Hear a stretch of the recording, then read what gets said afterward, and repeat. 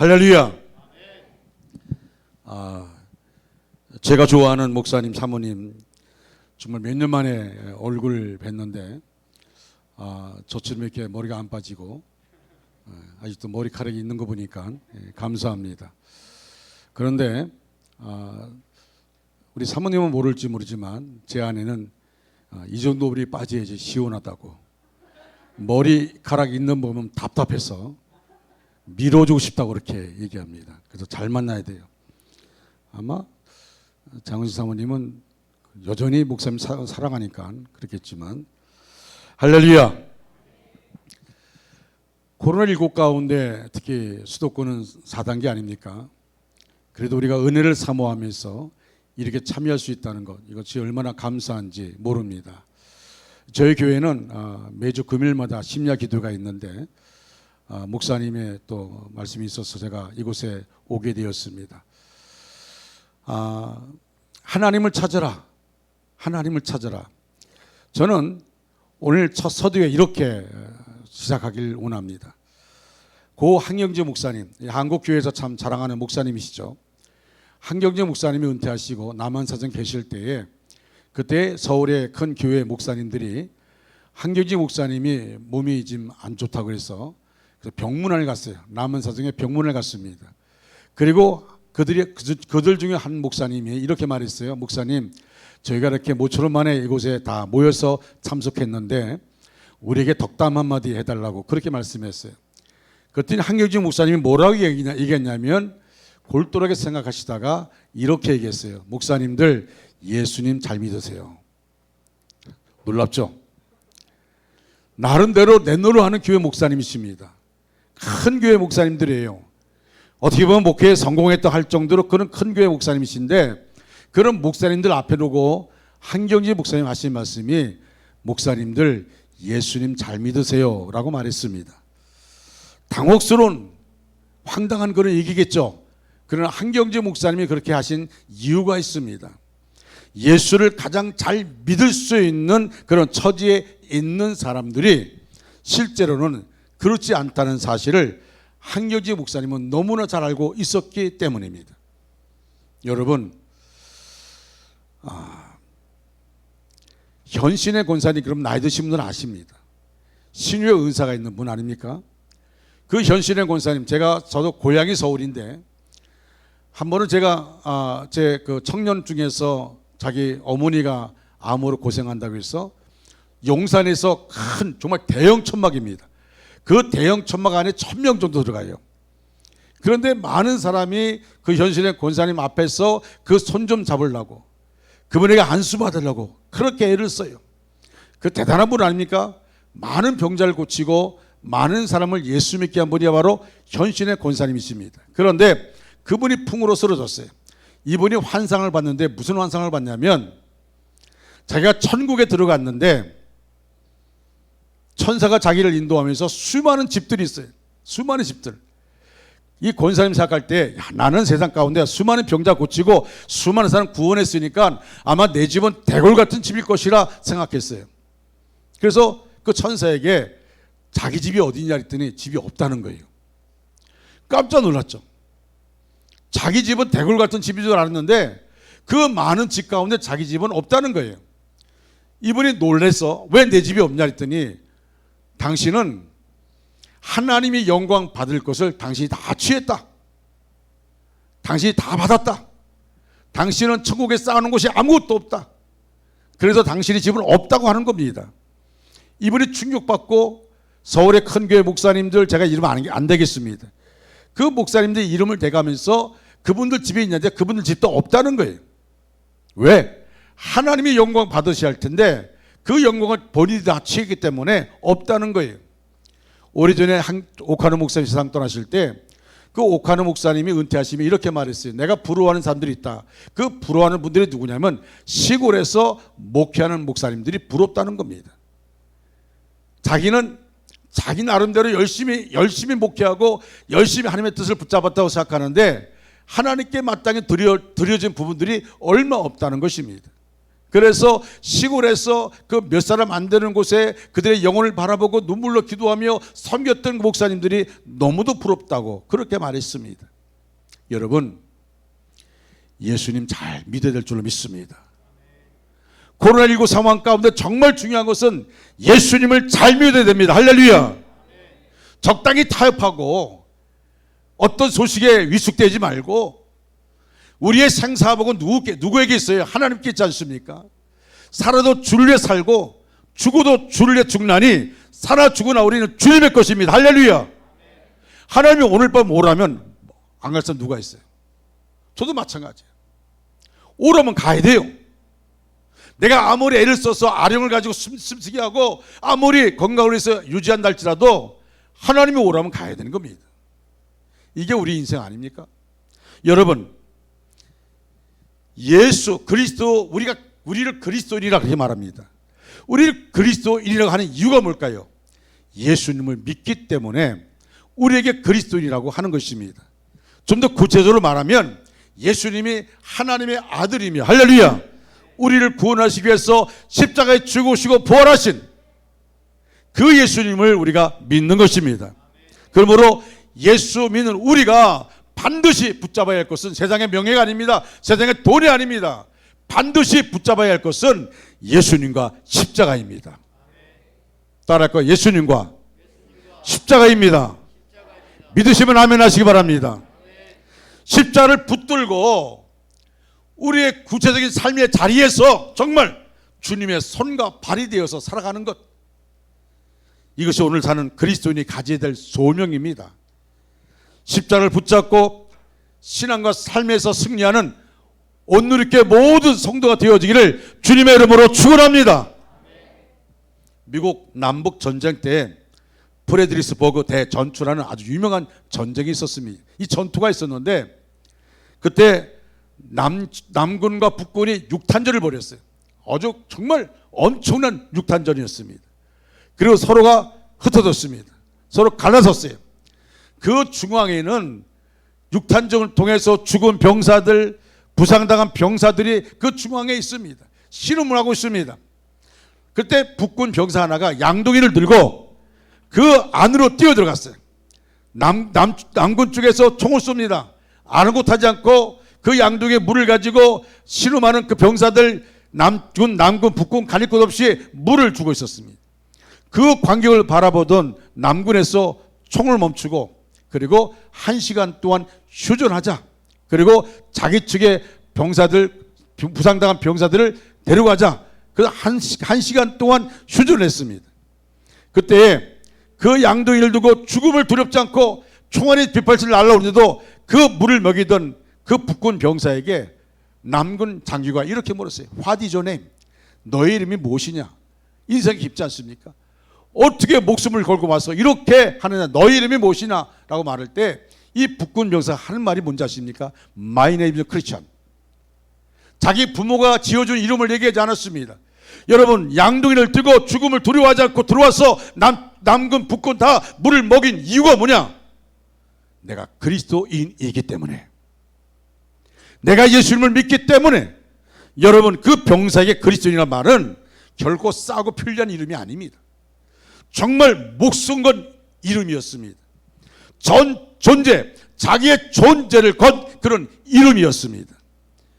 오늘 한국교회가 이렇게 세상에서 손가락질 받고 기독교인들은 말 따로 행동 따로 한다는 그런 비난받는 이유가 뭘까요?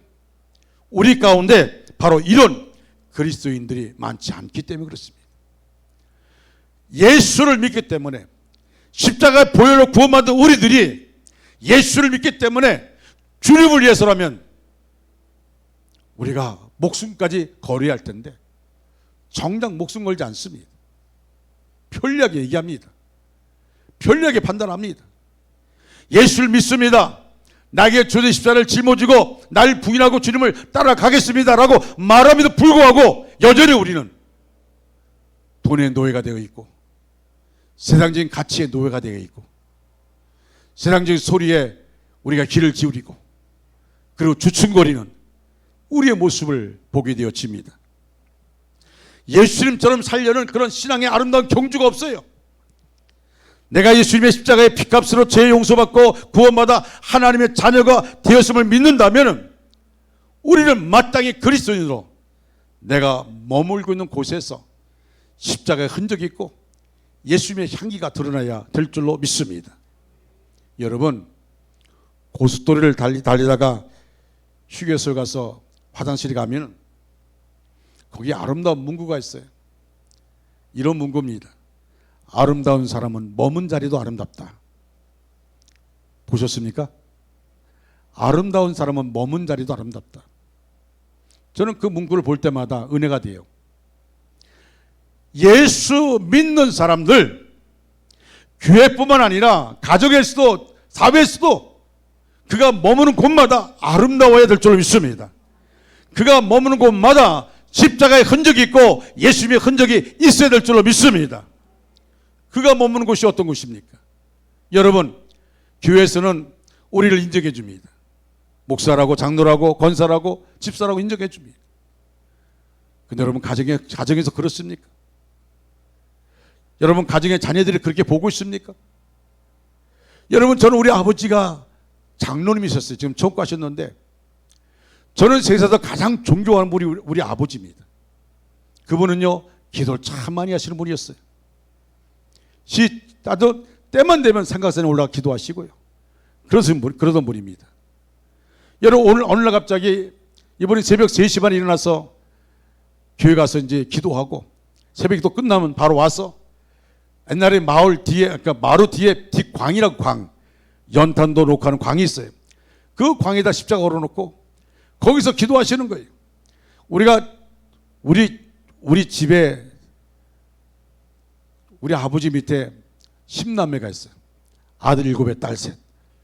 지금으로 하면 애국자입니다. 그 중에 내가 8번째예요.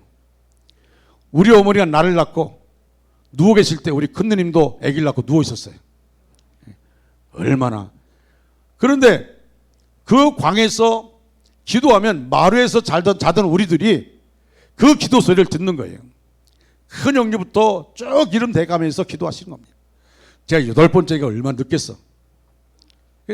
쭉 기도하세요. 그 기도 소리가 내 귀에 들려요. 여러분, 나는 가장 존경하는 우리 아버지예요. 제가 목회 처음 나가서 목사 안수 받고 처음 나갔을 때요, 그때 무슨 일 있으면 아버지에게 말씀합니다. 아버지, 이런 일인데 어떻게 할까요? 아버지, 기도해 보세요.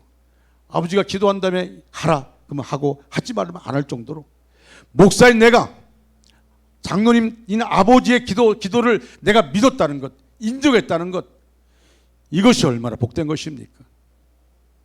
여러분 자녀들이 여러분에게 뭘 기도 부탁하면 여러분 그것은 복된 겁니다. 무슨 일이 있어도 기도 부탁 안 하는 것은 부모의 기도의 권위를 인정하지 않는 거예요. 우리는 어떻습니까? 여러분, 저는요, 정말 우리가 한 번밖에 없는 인생 가운데서 이 인생을 살아가는데 여러분 어떤 모습으로 여러분 비춰지고 있습니까? 오늘 이렇게 성도 여러분, 여러분은 어떤 모습으로 비춰지고 있습니까? 세상의 소리가 아닙니다. 정치인의 소리가 아닙니다. 하나님의 소리에 귀를 기울이고 있습니까? 하나님이 뭘 말씀하는지 귀를 기울이고 있습니까? 그 말씀 붙잡고 나갑니까? 우리는 그러지 못할 때가 너무 많아요.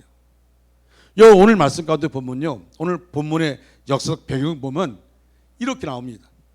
하박국 선지자가 활동하던 BC 610년경은 고대 근동 지역의 신흥 제국 바벨론의 급부상으로 일대 격변이 일어나고 있었어요. 신흥 제국 바벨론의 급부상이 있어요. 북부 지역의 패권국이었던 아수르 제국은 BC 612년에 수도 니느웨 성이 바벨론에 의해서 함락된 후에 완전히 거의 몰락 상태에 있었습니다. 그 강대던 아수르가 완전히 망해진 겁니다. 또 애굽도 605년 바빌론과의 전쟁에서 패하고 난 다음에 완전히 몰락해 갑니다. 이런 강대국의 소용돌이 속에서 한시도 마음을 놓을 수 없는 그런 상황임에도 불구하고 정말 안타까운 것은 유대 민족은 이 위기를 깨닫지 못한 겁니다. 주변 나라가 좀 망해가고 있어요. 아수르 망합니다. 애굽도 망해갑니다. 바빌론에서 지금 무너지고 있어요. 그런데 아수르 애굽에 비하면 자기 나라는 아주 초라한 거예요. 근데 유대는 그게 아닙니다. 정신을 못 차립니다. 하나님께 전신으로 돌아와서 하나님을 바라봐야 할 텐데 정신 차리지 못하고 영적 도덕적으로 타락했어요. 여러분, 어려움이 닥치면 사람들은 두 가지 반응을 보입니다. 정신 차리고 힘을 모아 이겨나가자. 그런가 하면 어떤 사람들은 될 대로 되라, 난 모르겠다. 그런 사람이 있어요. 그런데 이 모습은 오늘날 우리 가정도 마찬가지 아닐까요? 여러분의 가정이나 여러분의 직장 또는 사업, 그리고 교회와 민족의 어려움을 직면하면 여러분 포기하지 말고 정신 차려 우리가 위기를 극복해 나갈 수 있도록 기도해야 되지 않겠습니까? 여러분, 물론 정부 방침이 다 틀리다는 건 아닙니다. 정부 나름대로 방침이 있어요. 또 방위 관련 분들 얼마나 고생 많습니까? 참 많습니다. 그렇다 할지라도 그들은 교회의 힘을 모릅니다. 교회가 기도하는 걸 모릅니다. 어려우면 어려울수록 교회가 모여서 뜨겁게 기도해야 할 텐데 이 기도의 힘을 모르는 거예요. 모든 상황을 정치적으로 풀려고 합니다. 여러분, 그러다 우리가 그들을 나쁘다고 말하는 게 아닙니다. 그렇다 할지라도 여러분, 교회가 어떤 모습으로 나가야 됩니까? 어떤 모습으로? 교회 안에는 기도의 힘이 있다는 것을 보여줘야 되지 않습니까? 교회 안에는 그럴수록 더 모여서 뜨겁게 찬양하고 뜨겁게 기도하고 하나님께 예비하면서 하나님, 이 나라 불쌍히 여겨달라고, 이 땅 고쳐달라고 우리가 기도해야 되지 않겠습니까? 그런데 우리도 모르게 우리 스스로가 정말 위축되고 있어요.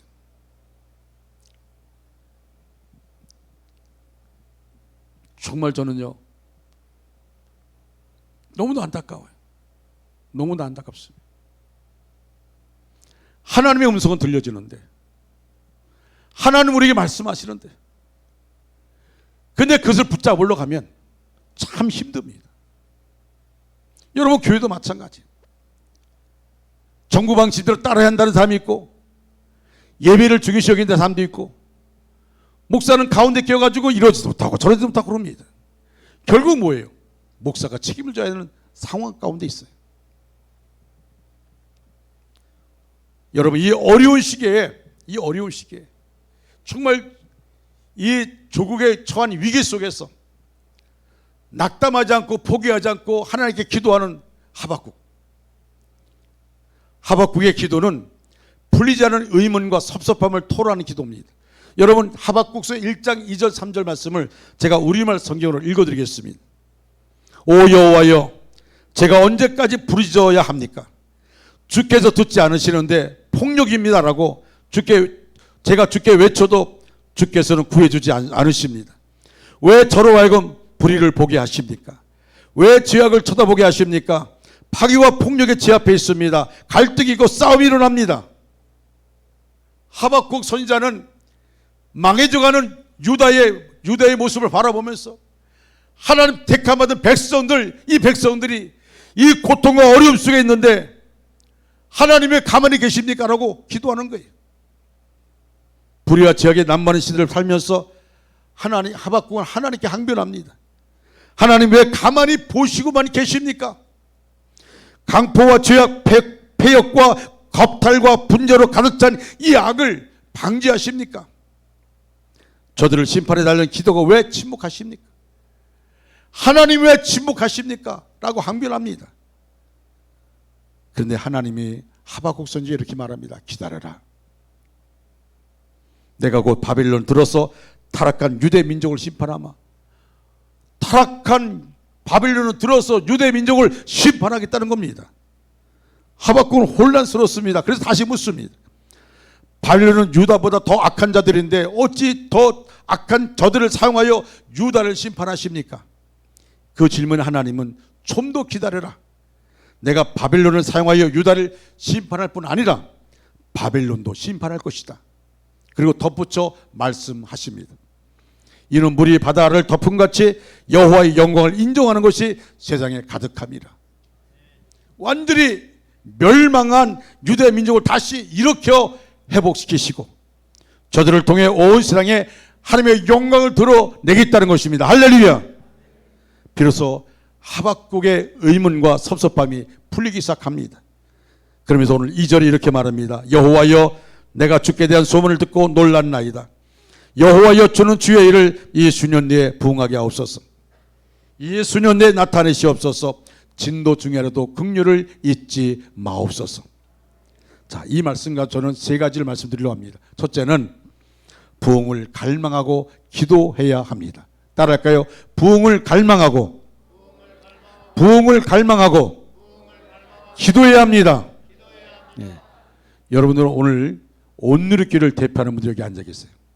물론 영상으로도 예배드리고 2층에서 예배드리겠지만, 그래서 여러분들이 여기 30분이 앉아 있어야 된다는데 30분이 기도원의 300명 용사처럼 쓰임 받아야 됩니다. 저녁 드셨죠? 할렐루야 하면 큰 소리 할까? 시작! 네, 그거 갖고 안 돼요. 시작! 할렐루야! 저도 이 정도는 해야 돼요. 할렐루야! 아멘. 자, 하박국 무엇보다도 부흥을 간구했습니다. 여호와여, 주는 주의 일을 이 수년 내에 부흥하게 하옵소서. 이 말은 단순히 숫자를 늘려달라는 말이 아닙니다. 죽은 것이나 다름없는 것을 다시 살리는 겁니다.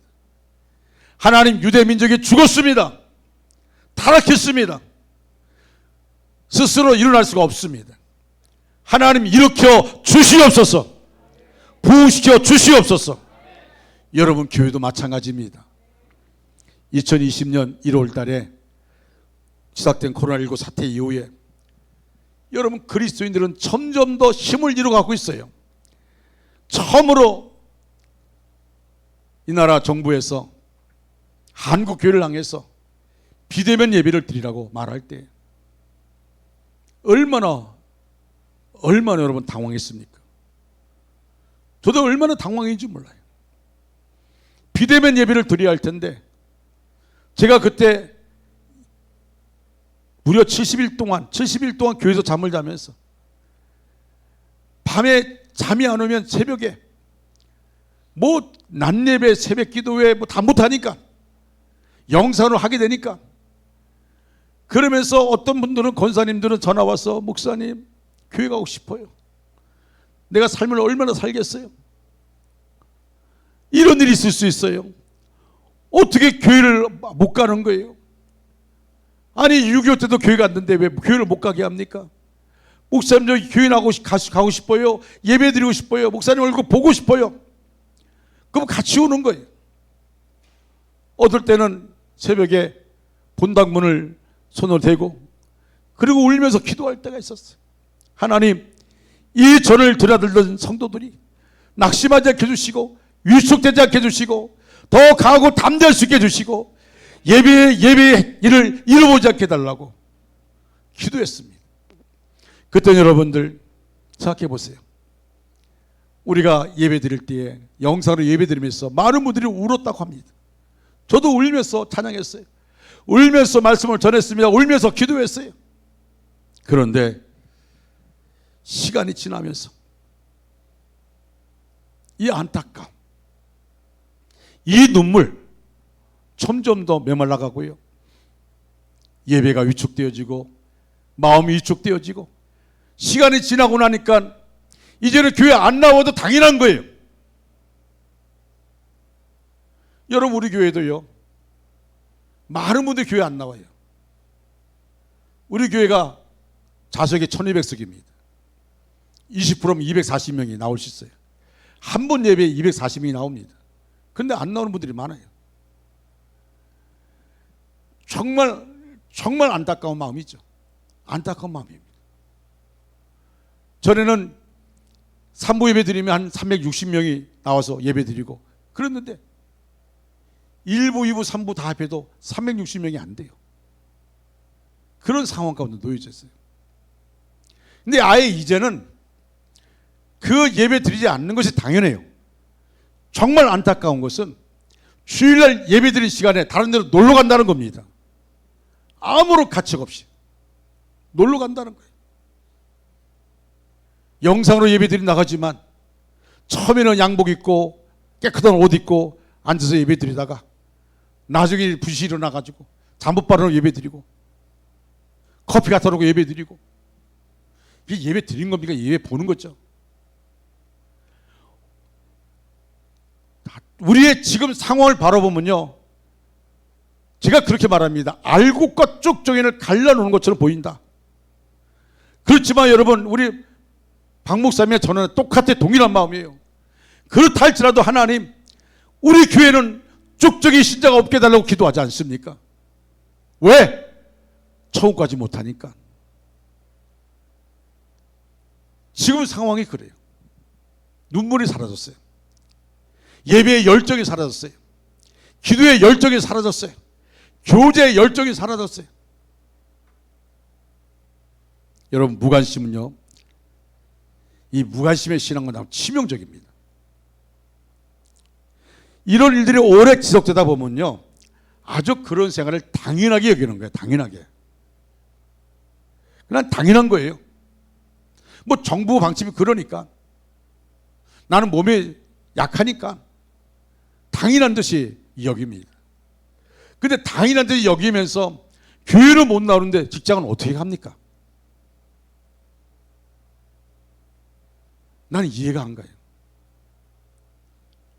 교회를 못 나오면서 그 빽빽한 지하철을, 그 전철을 어떻게 타고 다니? 여러분, 정말 우리가 정말 이 시대를 바라보면서 우리가 바라볼 것이 뭔가, 우리가 의식해야 될 것이 뭔가, 그건 하나님 아닙니까? 하나님을 찾으라고 했으면, 할렐루야! 여러분 보세요. 뭐라고 했습니까? 하나님을 찾으라, 다시 살아나리라. 하나님 찾고 있습니까? 하나님 찾고 있어요? 정말 내가 하나님을 찾고 있습니까? 정말 하나님의 음성에 귀를 기울이고 있습니까? 오늘날 스스로가 그리스도인이라고 말하지만요, 마치 힘을 잃은 삼성골처럼 그렇게 사는 사람들 너무 많습니다. 세상 것에 눈을 돌린 지 오래됐어요.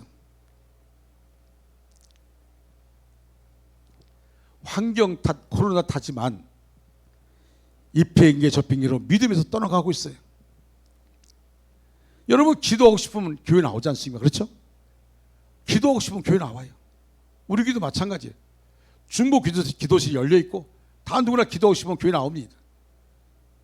언제든 기도할 수 있어요. 그런데 마음이 없지, 환경의 문제가, 만경이 문 닫힌 것이 아닙니다. 마음이 문제입니다. 아니, 그보다도 하나님을 향한 사랑과 그 마음 문을 이미 굳게 닫았기 때문에 이게 문제가 되는 것입니다. 저는 오늘 온누리교회 첫 번째 집회하면서 많은 것도 생각하다가 이 하박국 선지자의 이 말이 내 마음속에 와닿았어요. 지금은 부흥을 위해서 몸부림칠 때입니다. 할렐루야. 지금은 우리가 주저앉을 때가 아니에요. 많은 사람이 주저앉았다 할지라도, 많은 교회가 주저앉았다 할지라도 지금 우리는 부흥을 위해서 몸부림칠 때입니다.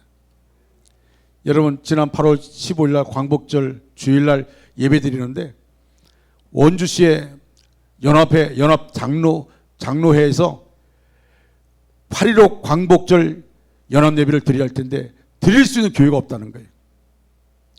큰 교회들이 뭐 몇천 명 모이는 교회들이 아예 작년부터 오후 예배가 없고, 뭐 그래가지고 결국 우리 교회로 왔어요. 우리 교회로.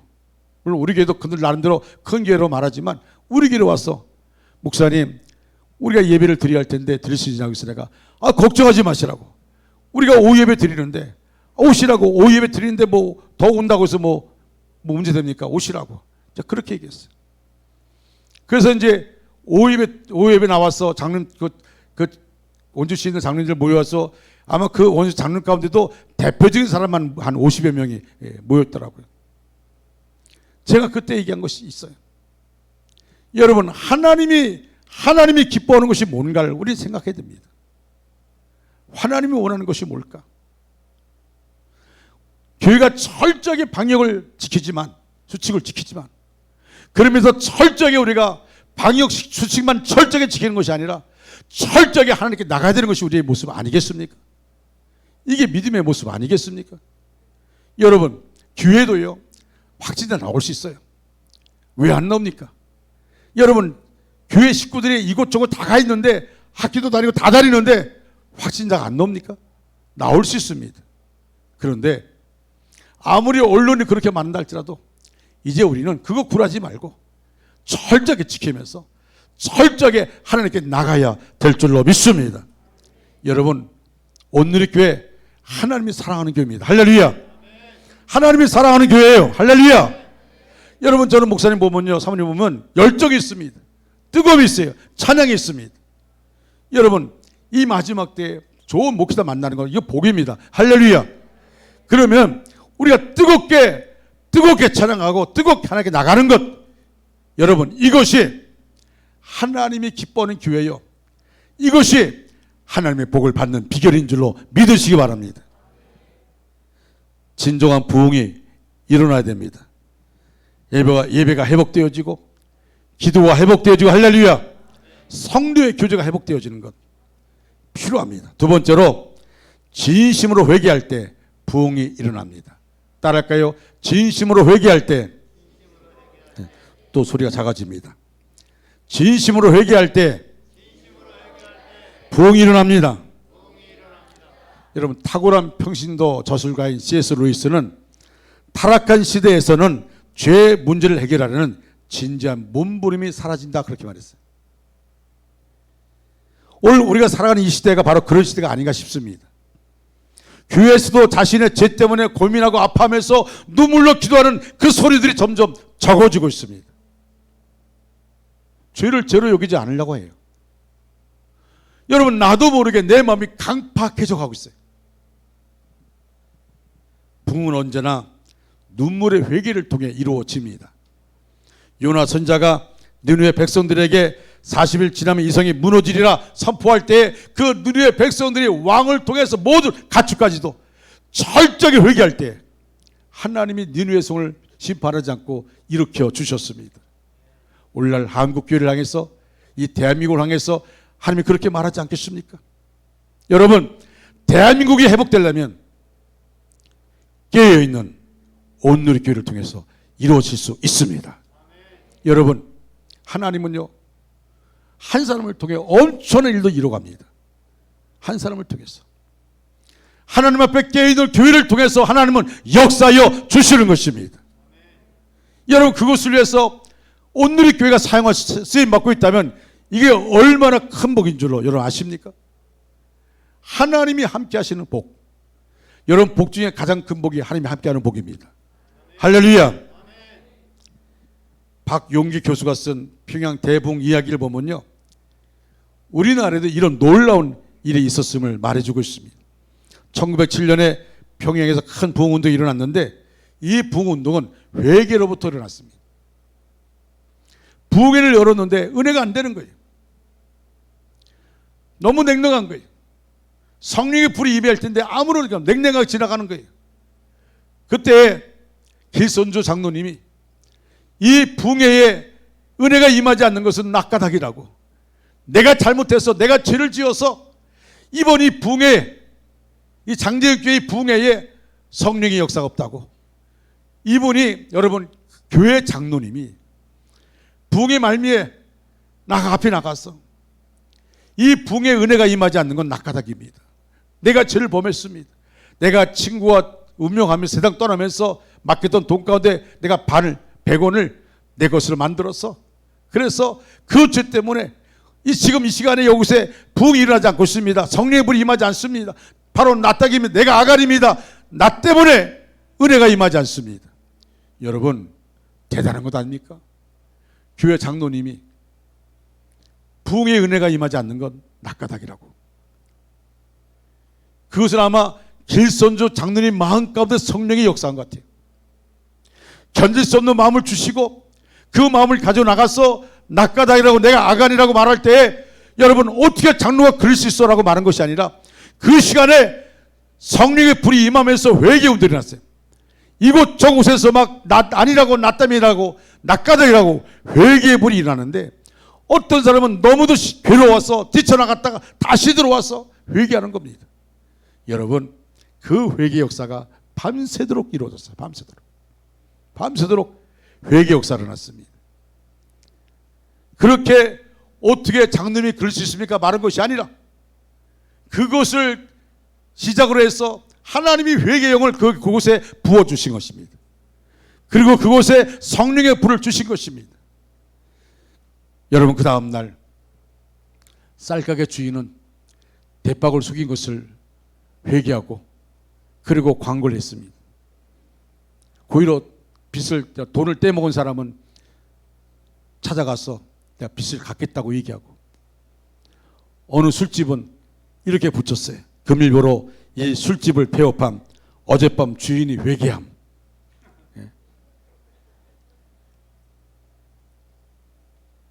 참 보고 싶어요.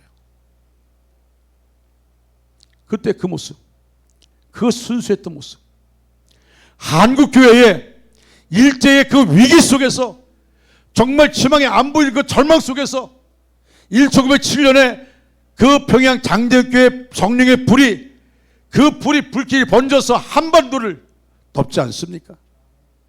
다시금 그 불이 보고 싶지 않습니까? 다시금 그 회개운동이 보고 싶지 않습니까? 다시금 그 순수함을 보고 싶지 않습니까? 여러분, 지금 한국교회가 왜 이렇게 어려움을 당합니까? 한국교회가 왜 이렇게 조롱을 받고 있습니까? 오늘 이렇게 교회 가족 여러분, 오늘날 우리 사회의 암울한 현실을 바라보며 희망의 빛을 상실한 채 날로 어두워져가는 역사를 바라보면서 하박국의 기도가 우리 심장에서 울려나야 되지 않습니까? 하박국의 기도가 구석구석 병든 채 실망하는 민족을 바라보면서, 코로나19 상황에서 정말 헤어나지 못하는 한국교회를 바라보면서, 세속적 가치로 병들어 있는 교우들을 바라보면서, 생명을 잃고 죽어가는 영혼을 바라보면서 하박국의 기도가 쏟아내야 할 그때가 지금 아닌가요? 저는 우리 교회에서 이렇게 말합니다. 하박국의 기도가 지금 쏟아져야 한다고. 하박국의 기도가 지금 쏟아져야 됩니다.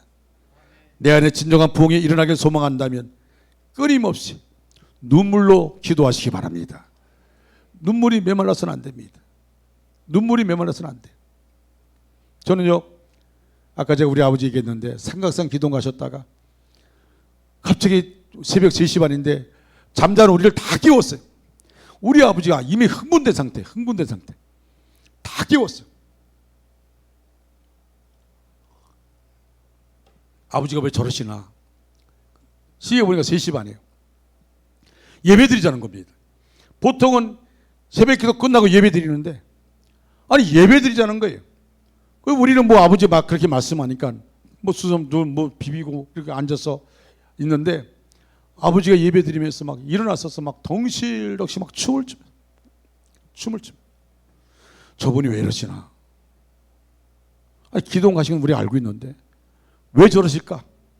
근데 하시는 말씀이, 삼각선을 기도하다 환상을 봤다는 거예요. 그 환상이 뭐냐면 천국을 보여주셨는데, 이 천국이 얼마나 좋은지 그냥 들어가고 싶을 정도로, 그냥 그 자리에 그냥 들어가고 싶을 정도로 그렇게 천국이 좋다는 거예요. 지옥은 못 봤어요. 천국을 봤는데 그렇게 좋다고. 여러분, 우리 아버지가요, 우리 형님들 가운데는 우리 아버지를 무서워하는 분들이 있어요. 우리 아버지가 파출소 소장 출신이거든요. 집사 초기 때만 해도요, 우리 아버지가 술을 참 좋아하셨어요. 술만 먹었다면 집안 난리 나는 거예요. 라디오 다 깨부시고 아들들 다 때리고. 오죽하면 우리 큰형님이 초등학교 교장으로 그런 지금 세상 떠났는데, 본인의 소원이 아버지 곁을 떠나는 게 본인의 소원이에요. 얼마나 매를 많이 맞았는지. 그러던 분이 성령의 불을 체험했습니다. 내가 태어났을 때는 우리 아버지 이미 변화된 분이에요. 사람은 태어날 때 잘 태어나야 돼요. 잘 태어나야 돼요. 우리 아버지가 성령의 불을 받고 뜨거움을 체험하고 그 이후에 내가 태어났어요. 나는 우리 아버지가 어머니하고 싸우는 거 못 봤어요. 참 착하신 분이에요. 그러니까 내가 존경한다 그랬죠. 내가 우리 형들 앞에 아버지 존경한다면 우리 형들은 그래요. 우리 형들은 아버지 앞에 항상 긴장하고 있어요. 난 긴장할 것도 없어. 너무 좋으신 분이니까. 여러분, 하나님 앞에 우리 아버지가 얼마나 회개를 많이 했겠어요. 그리고 성령의 역사가 강하게 나타나는 거죠. 진정한 부흥이 얼마나 중요한지 모릅니다. 진정한 부흥. 세 번째로 진정한 부흥이 나부터 일어나야 됩니다. 자, 내가 진정한 부흥 그러면 여러분 나부터 일어나야 됩니다. 시작. 진정한 부흥. 진정한 부흥. 할렐루야. 19세기 말 유명한 부흥 운동가 스미스 목사에게 한 성도가 찾아와서 물었어요. 나는 부흥을 원합니다. 나는 부흥을 원합니다. 우리 교회가 부흥을 맛보길 원합니다. 어떻게 하면 좋습니까? 라고 물었어요. 나는 부흥을 원하고 우리 교회가 부흥을 맛보길 원하는데 어떻게 했으면 좋겠습니까? 그때 스미스 목사가 이렇게 대답했습니다. 집으로 돌아가서 방문을 걸어 잠그고 그리고 모든 문제를 끌어안고 하나님 앞에 무릎을 꿇으십시오. 방문을 걸어 잠그고 모든 문제를 끌어안고 그리고 하나님께 무릎 꿇으십시오. 그리고 분필로 당신 주변을 원을 그리십시오. 당신 주변, 당신이 무릎 꿇고 있는 원을 그리십시오. 그리고 이렇게 기도하십시오. 하나님이여, 바로 여기서 부흥이 일어나게 하옵소서. 거기서 부흥이 일어나면 당신의 가정도, 당신의 교회도, 당신의 민족도 부흥을 맛보게 될 것입니다. 진정한 부흥이 일어나기를 원합니까? 그러면 당신부터 부흥이 일어나게 해달라고 기도하십시오. 공동체가 어려움에 빠졌을 때 우리는 남탓 많이 합니다. 여러분, 교회가 어려움 당할 때 남탓 많이 해요. 가정 어려움 당할 때 남탓 많이 합니다.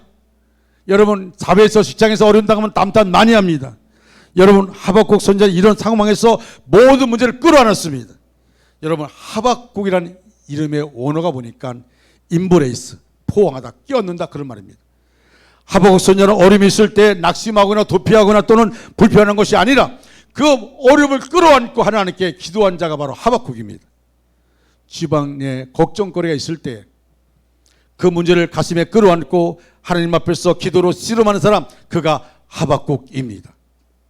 집안에 어려운 문제가 있을 때 당신 탓이라고, 누구 탓이라고, 너희들 탓이라고 그렇게 많은 게 아니라 그 어려움을 끌어안고 하나님 앞에 무릎 꿇고 기도한 사람, 그 사람이 바로 그 가정의 하박국입니다.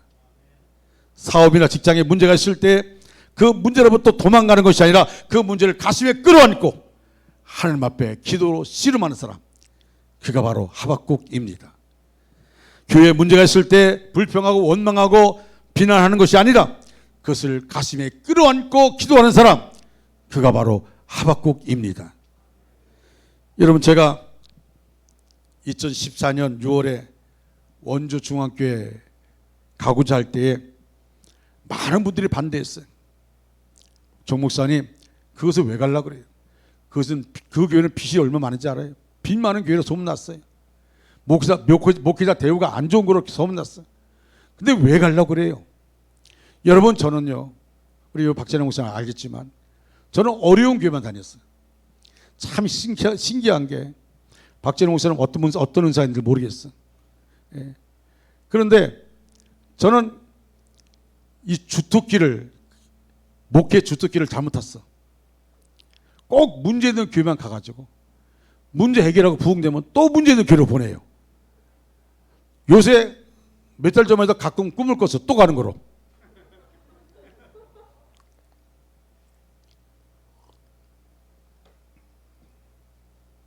이제 가면 안 돼요. 저는 왜 이렇게 얘기하냐면, 저는 기도하다 하나님이 어떤 마음 주시잖아요. 그럼 무조건 순종해요. 안전입니다. 제가 목요일마다 기도 가는데, 요새는 코로나 때문에 못 가는데, 이 안성 수양관은 제가 서울에 자주 왔어요. 매주 목요일마다 안성 수양관에 왔어요. 그런데 목요일날 기도원 가서 기도하고 그리고 말씀을 준비하고 금요일날 나와서 심야기도 참석하게 됩니다. 근데 어떨 때는 기도하다가요, 하나님이 어떤 마음 주시면 이 주신 마음이 너무 힘든 마음이에요. 힘든 것을 명령하신 하나님이. 이게 감당할 수 없는 거예요. 그러면 어떡한지 아십니까? 그냥 심야기도 때 제가 선포해 버려요. 왜? 시간 지나면 또 내 마음이 바뀌어질까 봐. 선포해요. 근데 놀라운 사실은요. 저기 우리 지금 허영 집사님 있고 제 아내가 지금 뒤에 앉아 있는데, 우리 허영 집사님 저분은 하나님께 서원 기도했어요. 교회 1000개를 짓기로. 그렇죠? 얼마나 부담스러울까. 지금 3개밖에 못했는데, 저 필리핀에 지금 교회 3개 건축했는데 얼마나 부담스럽겠어요. 하나님께서 그런 마음 주셨기 때문에 1000개를 하겠다. 내가 목회 끝날 때까지는 1000개까지 안 갈 것 같고, 근데 어쨌든 하나님께서 분명히 그렇게 축복해 주실 줄 믿습니다. 근데 제가 그 마음을 가지고 나가다 보면, 순종하면요, 꼭 느끼는 게 뭔지 아십니까? 내가 한 건 아무것도 없어요. 하나님이 하셨습니다. 하나님이 하셨어요. 제가 도봉 당직교회가 너무 좋은 교회예요. 뭐 우리 박재영 목사님 아시지만 너무 좋은 교회예요. 근데 너무 좋은 교회인데 하나님 나를 몰아서 서울에 도봉교회로 가는데, 제가 서울 도봉교회로 가니까 선배들이 나한테 뭐라냐면, 정 목사 물어볼 게 있다고 해서 왜 그랬더니 여자 문제야 돈 문제야 그렇게 물어보는 거예요. 여자 문제 돈 문제 아니면 그 어려운 길을 왜 가냐는 거예요. 여러분 그냥 하나님이 몰아서 가니까 하는 거예요. 도봉교회 갔더니 웬만한 목사 와서는 안 되겠더라고요. 서로 성도끼리 서로 싸우는데 이 싸움이 보통 싸움이 아니에요. 뭐 그 교회는 또 뭐 도봉교회 바로 세우기라는 것이 있어요. 근데 보통 이름 좋은 거 붙인 그 사람들이 바로 서면 돼. 내가 보니까 꼭 나쁜 사람들이 이름은 잘 붙여요. 도봉교회 바로 세우기, 그 사람만 바로 서면 돼요. 내가 보니까. 근데 이 사람들이 물이 져갖고 해가지고 뭐 재정장로를 뭐 사법 고발하고, 와, 내가 보니까요, 내가 어느 편도 들 수가 없어요. 바로 세기는 자기 편 들면 내가 편할 텐데 저 편 들 수가 없어요. 그러니까 이쪽 편도 안 들고 저쪽 편도 안 들고, 원로 목사는 원로 목사대로 또 그렇고, 그러니까 다 보호하려다 보니까 내가 공격받는 거예요. 사회보호 고발했는데 바로 세기가 졌어요. 그러면 이제 원로 목사님부터 다 징계됩니다.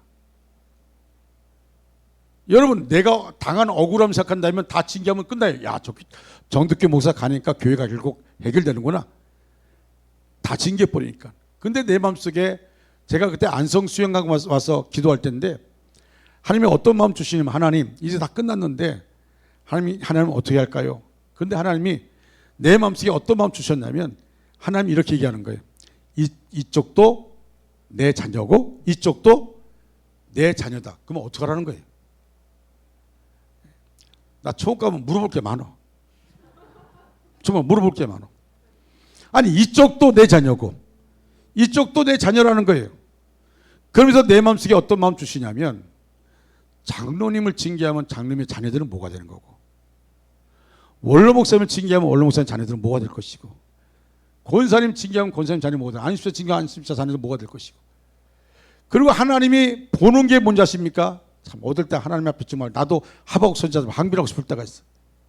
나를 바라보는 거예요. 나도 억울한데, 정말 많이 억울했어. 저 도복교 있을 때 많이 울었어요. 제 아내도 많이 울었어. 왜? 성도들이 불쌍해서. 그 몇 사람들이 하는 것 때문에 교회가 소란스러우니까 많이 울었어요. 정말 많이 울었어요. 그리고 이제 제가 임시당회를 열었어요. 그때 이제 뭐 분란 일으켰던 장로님들이 고개 숙이고 이제 뭐 목사님이 뭐 징계하시려나 보다. 그래서 제가 이렇게 얘기했어요. 장로님들, 옛날에는 서로 사이좋게 그렇게 지내지 않았냐고. 장로님들 서로 농담하며 지내지 않았냐고. 근데 왜 원수가 됐어요?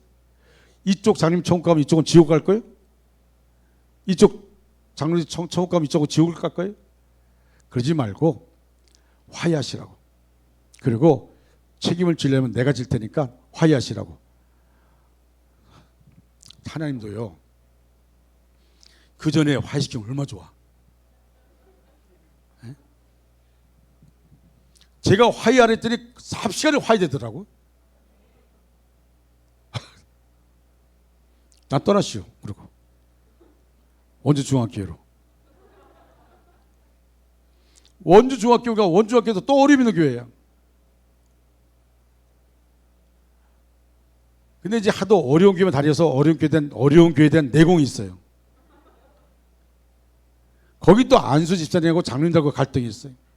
그래서 제가 다 모이라 그랬어. 다 안수 집사님 모이고 장로님 다 모이고 여기서 막장 토론하시라고. 막장 토론을 3시간 동안 하더라고요. 3시간 동안. 대신 얼굴 붉히지 말고 큰 소리 치지 말고 10원, 20원, 30원 얘기하지 말라 그랬어요. 10원, 20원, 30원 뭔지 아십니까? 욕이에요, 욕. 10원은 약한 욕이고 30원쯤 되면 좀 강한 욕이고 50원, 70원 되면 그건 심각한 욕입니다. 하지 말라 그랬어요. 3시간 동안 하더니 가만히 있더라고요. 다 얘기 안 하고. 자, 이게 다 끝났네. 다 끝냈대. 자, 그러면 더 이상 할 말이 없대. 그럼 이 시간 이후로 얘기하는 분들은 내가 가만히 안 있겠습니다. 화해하십시오. 기도하고. 그러고 끝냈시오. 그 교회는. 쉽게 끝났죠? 쉽게 끝난 게 아니오. 그걸 위해서 내가 얼마나 기도했겠어. 얼마나. 그리고 그 교회가 빛이 많으니까 여름에요. 에어컨을 제대로 못 틀어. 겨울은 춥고 여름은 덥고. 내가 그래서 그랬어요. 맨날 빚 얘기하니까 아니 여기 지금 빚 갚으러 교회 왔냐고. 교회가 부흥되면 다 끝나는 거 아니냐고. 제가 갔을 때 원주 중앙교회가 우리 교단에서 한 159위 돼요. 이 경상비가 혈산이 159위입니다. 근데 하나님이 하신 거라고. 하나님이 하실 거라고. 여러분 지금은 우리 교단에서 33위입니다. 경상비는 지금 배 이상 늘어났고요. 성도도 배 이상 늘어났어요. 하나님이 하신 거예요. 여러분, 저는 어떤 마음 주시냐면요. 하나님이 어떤 마음 주시든지 무조건 아멘해요. 외면하지 않습니다. 그러다 보니까 제가 가정에 대해서는 좀 소홀해요. 내 아내가 그런 말 합니다. 당신은 목사는 100점인데 남편들은 빵점이라고 그러더라고요. 나 이거 은퇴하기 전에 많이 해야 할 텐데. 장로님이세요? 어떻게 많이 해야 돼? 응? 큰일 났어요. 오늘도 제가 얼마나 야단 맞고 갔는지 몰라요. 근데 야단 맞아서 할 말이 없어요. 내가 한 가지밖에 몰라. 목회 하나밖에 몰라요. 오직 목회. 그 외에는 몰라요. 아는 게 없어요.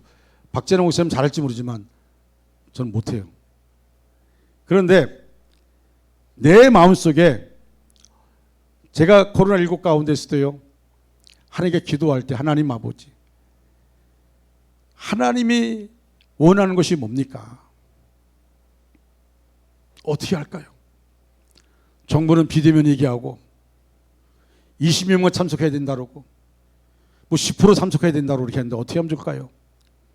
근데 하나님 저한테 어떤 마음 주셨냐면 이렇게 마음 주셨어요. 숫자에 연연하지 말라.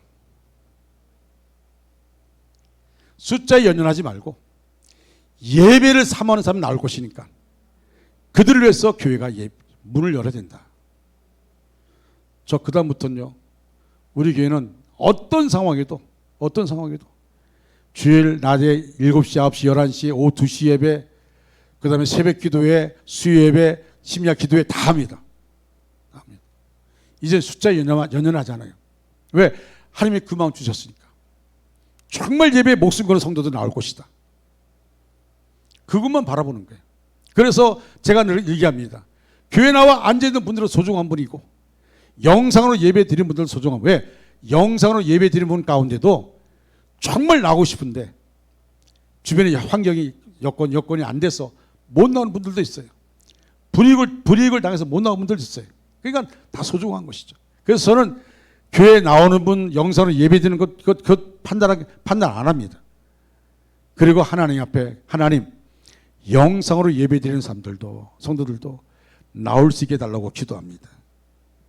여러분 저는요 늘 마음속에 제가 목회하면서 얻은 결론이 뭔지 아십니까? 절대 기대의 줄 놓지 말자. 기대하고 기도하고 기다리자. 제 마음입니다. 어떤 성도도 그 성도에 대해서 기대의 줄 놓지 말자. 지금은 아프게 한다 할지라도, 지금은 억울하게 한다 할지라도 그건 하나님이 하시는 거예요. 내가 하는 게 아니에요. 나를 통해 변화되지 않더라고요. 하나님이 하시면 변화되는 거예요. 기대하고 기도하고 기다리자. 제가 아들이 둘이 있습니다. 그 아들 둘이 다 지금 목사입니다. 하나들은 지금 약수동 교회 있고 하나들은 신길교회에 있어요. 목회하고 있어요. 그 두 아들이 한날에 목사안수 받았어요. 그래서 그들이 목사안수 받고 성결교회 역사상 처음으로 형제가 같은 날에 목사안수 받았다고 인터뷰를 하는데 이렇게 인터뷰를 했어요. 뭐라고 했냐면 아버지 남은 10년의 목회가 저희가 앞으로 가게 될 40년 목회의 금강석 같은 표지판이 될 것입니다. 저희는 존경하는 아버지의 등을 감사로 쫓아갈 수 있게 되어서 감사합니다. 얼마나 무서운 말인지 몰라요. 존경하는 아버지의 등을 바라보고 따라간대. 제가 이번에 올해 우리 교단 총회할 때 나한테 부총회장 나오라고, 목사님이 나올 사람 아무도 없다고. 뭐 이번에 부총회 된 김주호 목사님도 목사님 나오면 자기는 안 나오려고 했다고 다 그랬어요. 그래서 많은 사람이 나오라 했는데 제가 가족들이 물어봤더니 내 아내도 반대하고 내 아내가 그래요. 1000명 출석할 수 있으면 가라고. 지금 1000명이 안 되거든요. 두 아들이 뭐라 했냐면 아버지 취해지지 마시라고. 아니 부초정에 취해지는 거예요? 취해지지 말라는 거예요. 내가 고민했어요. 그래서 내가 그때 소망 수양관이 기도원 열어놓을 때입니다. 한 주간 기도하는데 하나님이 저에게 주신 마음이 너를 내가 원주 중앙교회 담임 목사 불렀지 총회 일하고 부른 게 아니다. 그래서 안 나기로 하고 지금 마지막 목회하고 있습니다. 여러분 저는요 이런 생각을 해봅니다. 오늘날 이 시대의 기독교인들 가운데 감동을 주는 사람이 점점 적어지고 있어요. 감동을 주는 사람이. 교회 안에서 감동을 주는 분들이 점점 적어지고 있습니다. 뭔가 성도들이 볼 때에 의지할 수 있는 장로님, 의지할 수 있는 권사님. 제가 고향교회 있을 때요 임순덕 권사님이라고 참 기도 많이 하시는 분이에요. 남편이 바람나서 이혼하고 자녀들을 키우는데 이 권사님의 기도가 그거였답니다. 하나님, 나는 오직 교회밖에 모릅니다. 교회에서 열심히 일하겠습니다. 하나님께 내 자녀들을 책임져 달라고. 그 자녀들이 의사 되어지고 의사 부인도 되어지고 잘 됐어요. 그분이 기도를 참 그 기도가 뜨거워요. 그래서 철야 기도할 때는요 제가 항상 통성 기도할 때 짝 기도하면요 그분의 옆에 손을 내가 안 뺏기려고 그분과 손잡고 기도하면 뜨거워요. 온누리교회 권사님들 그런 뜨거움이 있기를 축원합니다. 그런 뜨거움이 같이 손잡고 기도하고 싶은 그런 장로님 권사님 되어지기를 주님의 이름으로 축원합니다. 이런 분들에 대해 감동이 있는 것. 오늘 이 시간 마지막으로 한 사람을 소개하고 말씀을 마치려고 합니다. 제가 안성수양관에 갔다가 그 안성수양관에 책방이 있는데 그 책방에서 우연히 내 눈에 띄어서 샀던 책입니다. 그 청년 바보 의사 안수연이라는 대한 책입니다. 그러나 우연히 갑자기 그 책이 눈에 띄었어요. 그래서 그 책을 사가지고 제가 방에 올라와서 이렇게 펼쳐 읽는데 놓을 수가 없는 거예요. 고대 의대 나온 안수연 의사. 그가 33살에 유행성 출혈로 세상을 떠납니다. 예수님이 33살에 세상 떠난 것처럼.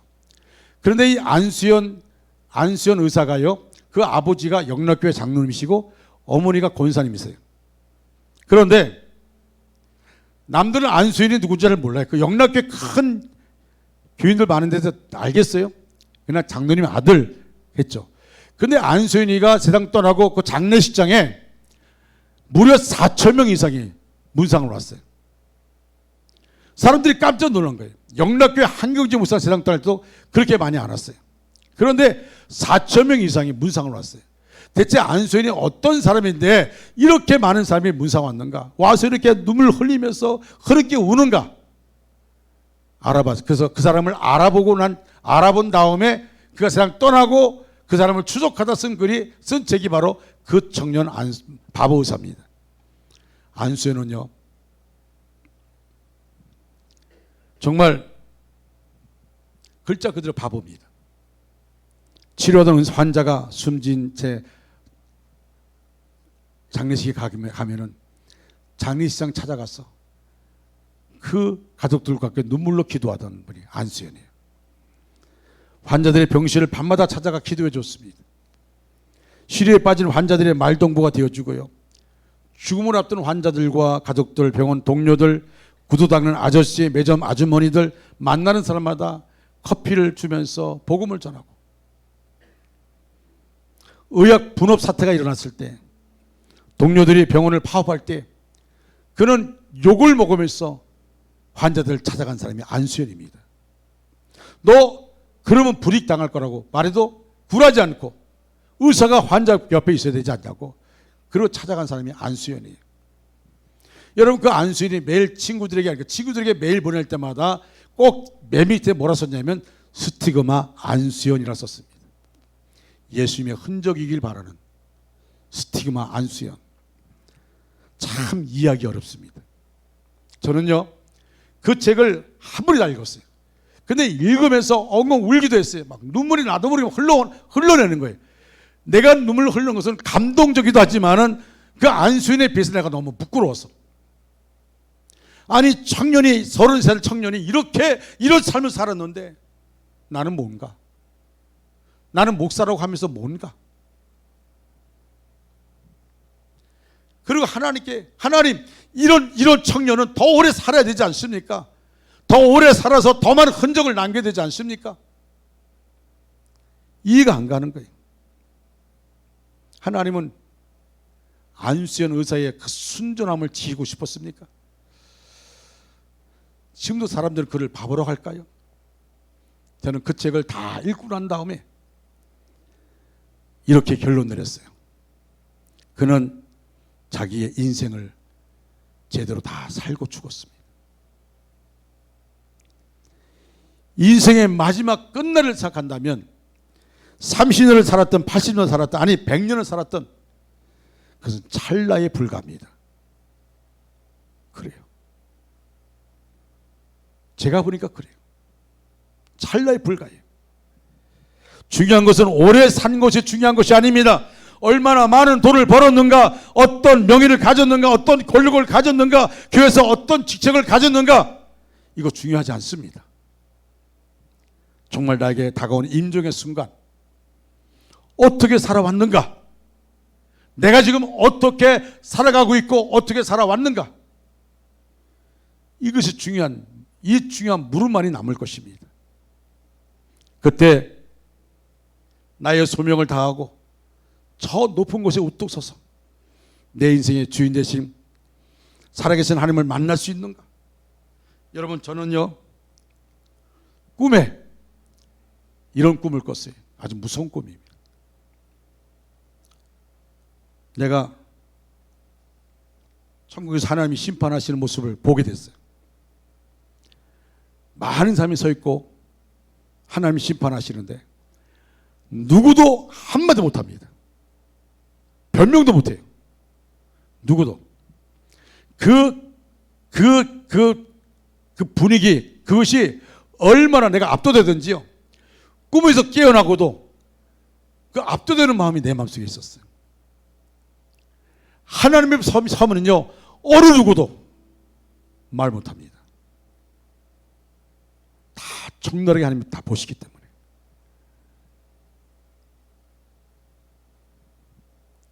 저는 그 이후로요, 천국 여호와 앞에 서는 것이 얼마나 두려운 것인가를 생각했어요. 저와 여러분, 우리는 누구나 언젠가 세상 떠납니다. 전사님이, 목사님이 사랑하는 전사님인가? 잘 살아야 돼요. 여러분, 언젠가 우리는 여호와 앞에 서야 됩니다. 제가 어려운 교회만 가서 목회하다 보니까 지금 원주중학교도 지금 정말 좋은 교회 됐어요. 근데 그 좋은, 제가 가서 어떤 분이 그래요. 참 정 목사님 대단하고 하다고. 누구나 그 교회 누가 가도 그 교회 참 힘든 교회라고 할 텐데 어떻게 그렇게 좋은 교회 만들었냐고. 그 좋은 교회 내가 만든 거 아닙니다. 나는 순종하고 간 것뿐이에요. 하신 분은 하나님이십니다. 하나님이세요.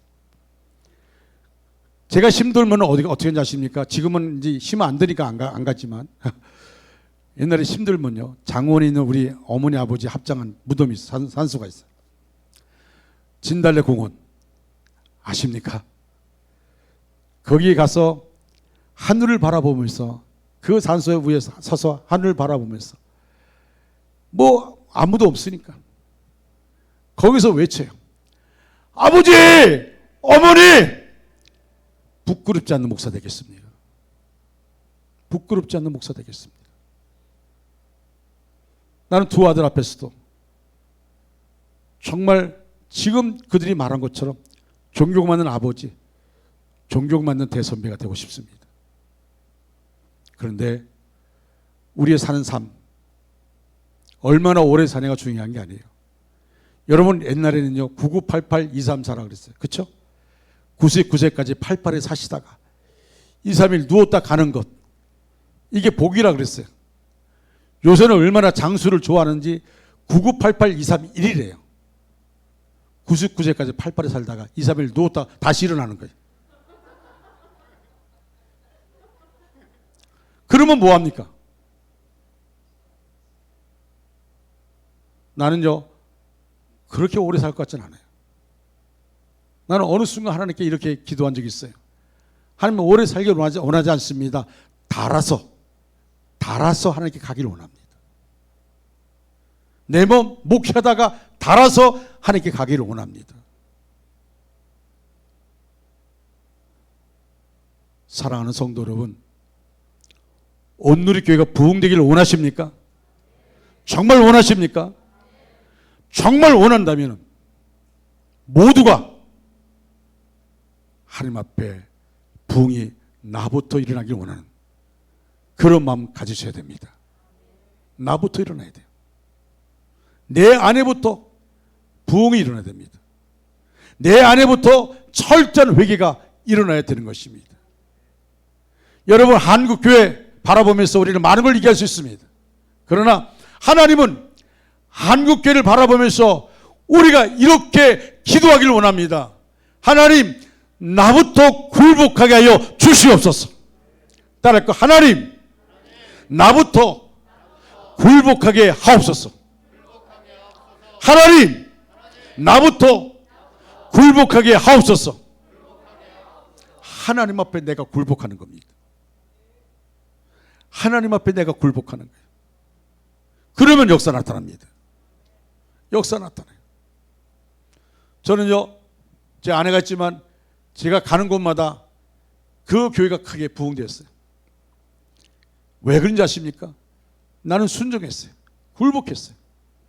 제가 상주 동북교회 처음 목회할 때, 그때 28살의 전도사인데 단임 목회했습니다. 그런데 그 교회는, 아니, 부부싸움만 해도 전사 오라 그래요. 내가 뭐 죄졌습니까? 가서 보면 또 안방 건너방에 서로 울고 있어요. 뭐 남자는 씩씩거리고 아니면 저 여자는 울고 있고. 그러면 안방 갔다 건너방 갔다가 이게 다 들어줘. 그리고 다시 다 안방에 앉아요. 그리고 하면은 뭐 이렇게 얘기해, 또 선생님 말씀 잘 들었다고. 나 한마디 한 적 없어. 다 들어준 거지. 그리고 기도해 주면 또 울면서 기도하고.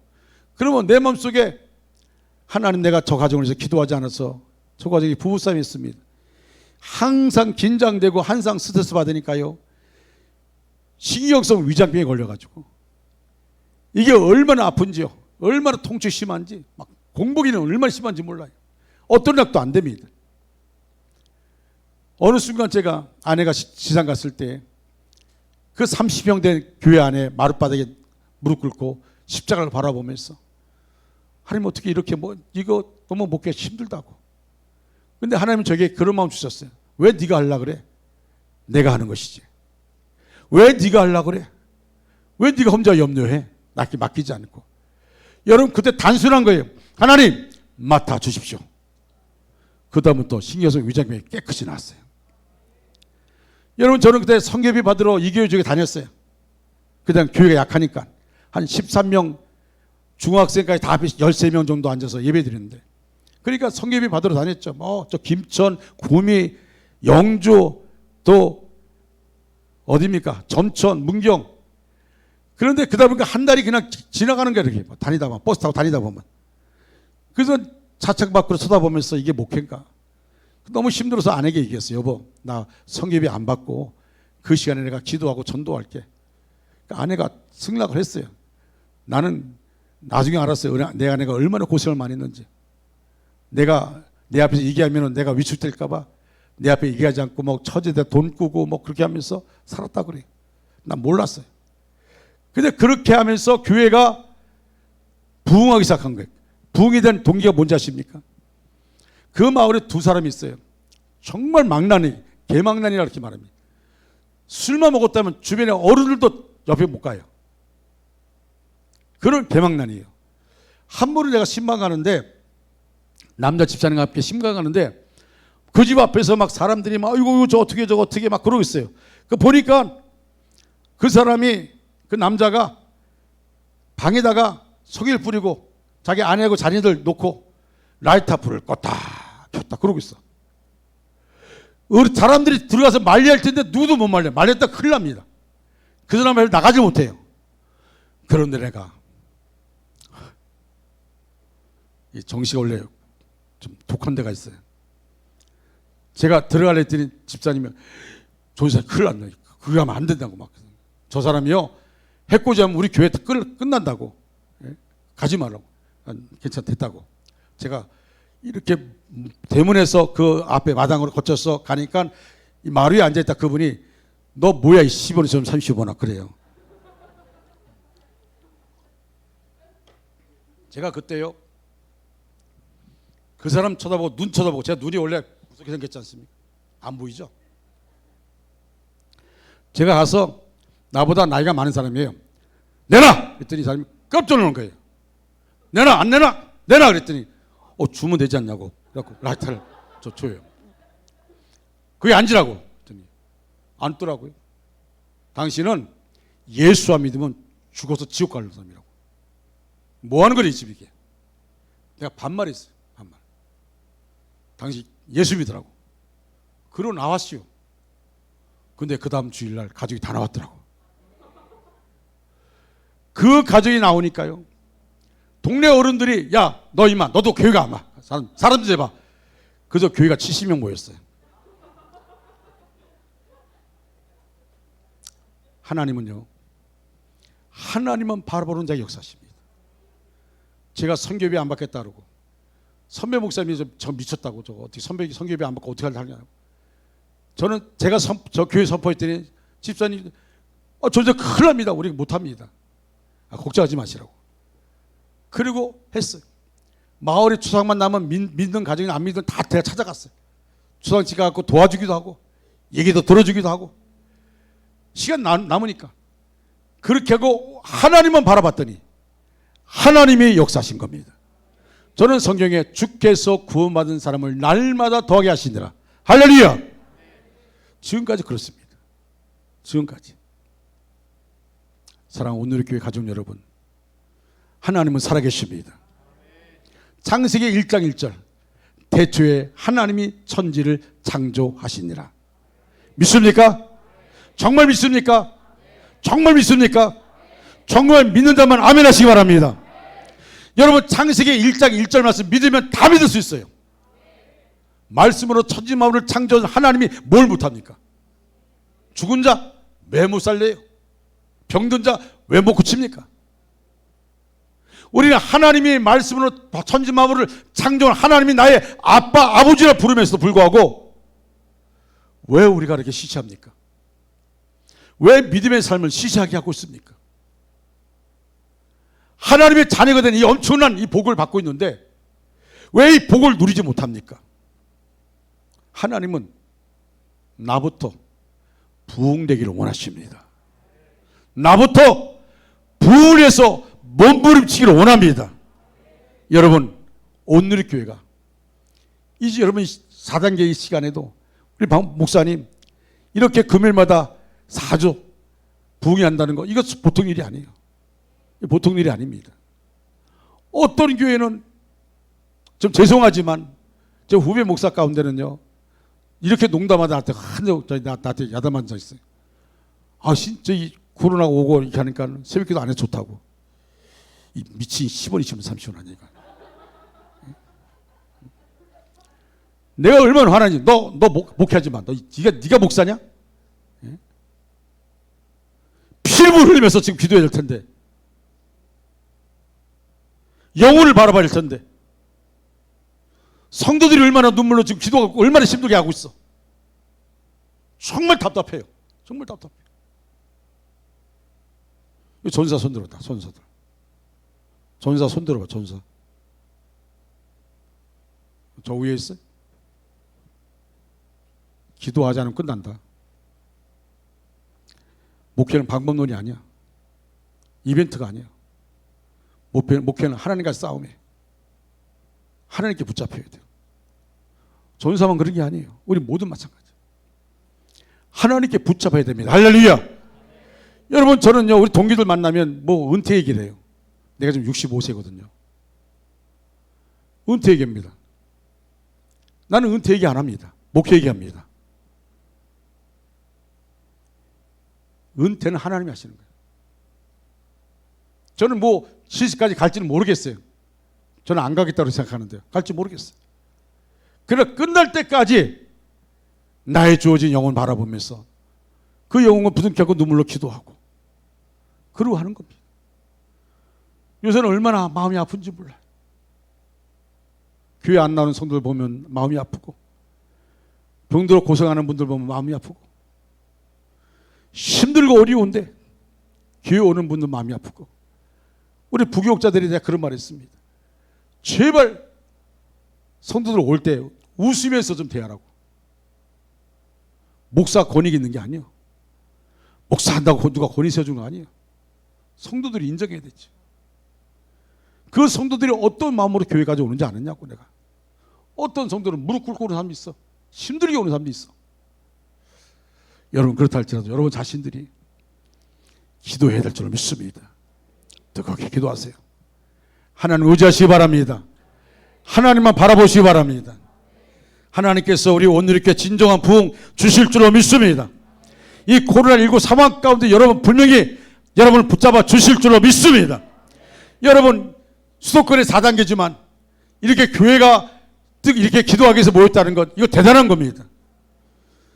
목사님과 장로님들이 마음이 결심하고 한 것입니다. 결심으로 끝나서는 안 됩니다. 뜨겁게 기도할 때 하나님이 역사하여 주실 줄 믿습니다.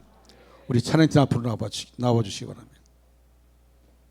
우리 부흥 찬양 부를 텐데 우리 한번 다 같이 일어나셔서 부흥 찬양 부르겠습니다.